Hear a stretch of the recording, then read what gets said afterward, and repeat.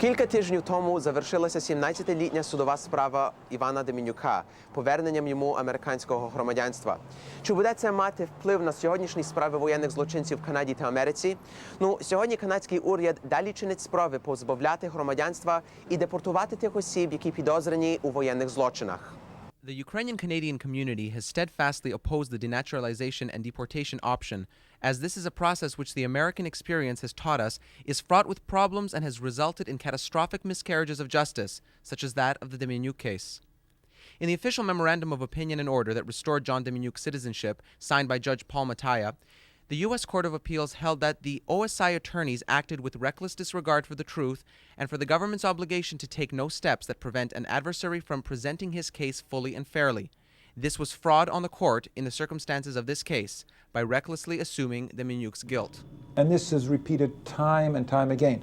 Now, fraud on the court is one of the most serious offenses. In Canada, if a lawyer perpetrates fraud on the court, that lawyer would be disbarred and possibly held to criminal sanctions. The process that the Canadian government is seeking to invoke today is the same as that used by the OSI to denaturalize and deport Demenyuk. Because all that we want as a community, we want justice, we want the rule of law, we want fairness, and we want the truth. And we will fight this type of fraud that went on in the Demenyuk case.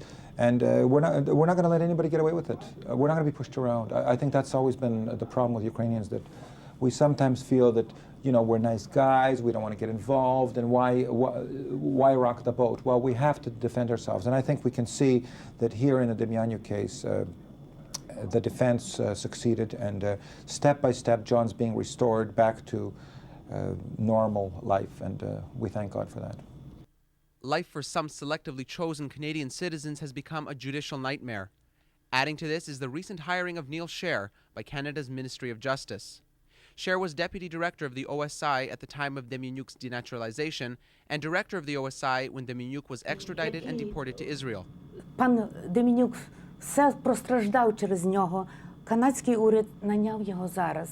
Людина, яка була настільки відповідальною, що пан Деменюк пережив те, що він пережив, тепер буде працювати тут, в Канаді, і буде наших інших людей ловити. Це є просто неймовірне. І я просто не можу повірити, тому що, як ми знаємо, Sixth Circuit Court сказав, що то була злодіяння, що то було fraud on the court. This Office of Special Investigations was discredited by Judge Gilbert Merritt, who overturned the extradition of Demenyuk to Israel in 1993. Ніл Шер дуже добре знав, що пан Деменюк не був Іван Грозний. Це було відомо OSI в 78 році. If Neil Scher is now hired as consultant to the Canadian Justice Department to seek out alleged war criminals, all Canadians deserve a guarantee that these trials will be held in an open, honest, and just manner. The position of the Ukrainian-Canadian community has always been that allegations of war criminality must be proven in a criminal court according to Canadian principles of law before Canadian citizens are deprived of their citizenship. We want the truth, we want justice. Every man, no matter how heinous the crime, is entitled to a defense, is entitled to fairness. Demenyuk did not get fairness. Today, Ukrainian Canadians are lobbying the Honorable Anne McClellan, Minister of Justice, and the Honorable Lucien Robillard, Minister of Citizenship and Immigration, to put an end to the practice of denaturalization and deportation through civil procedures, which jeopardizes the fundamental right of Canadian citizens to a fair criminal trial pursuant to Canadian law. If a man is innocent, he should proclaim his innocence and he should fight. He should not surrender. And in the case of John Demenyuk, we can see in the judgment here that in 1981 he was stripped of his citizenship, in June of 1981. On February the 20th of 1998, 17 years later, his citizenship was restored. Now, John Demenyuk could have surrendered, he could have packed his bags, and he could have just disappeared off the scene, but he fought. Now, how many people have the moral strength, have the financial strength, have the willpower to fight? It is an extremely difficult case. It is time-consuming, it is expensive, and it is very, very, very difficult.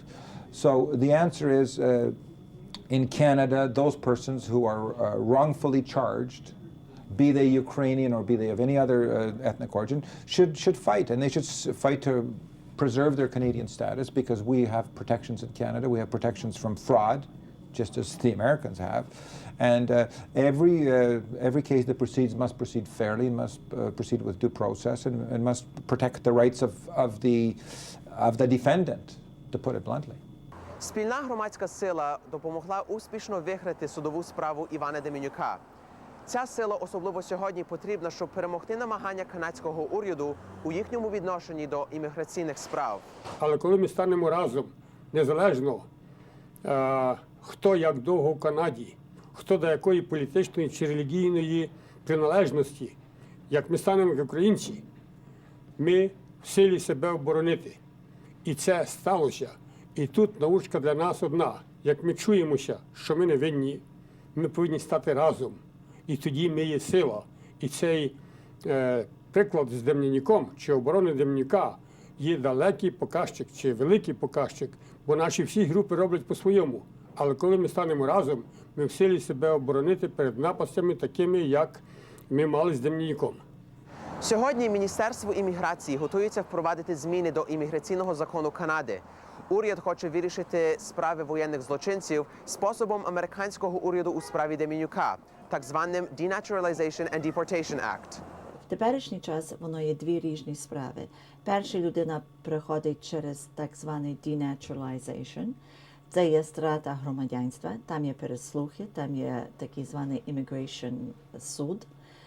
І вона має нагоду ще тоді йти до дальшого суду, так званий Court of Appeals.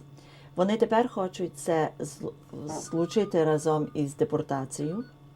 І моментально, коли людина є засуджена як a war criminal, вона моментально є оскаржена і депортована без всіляких справ судових.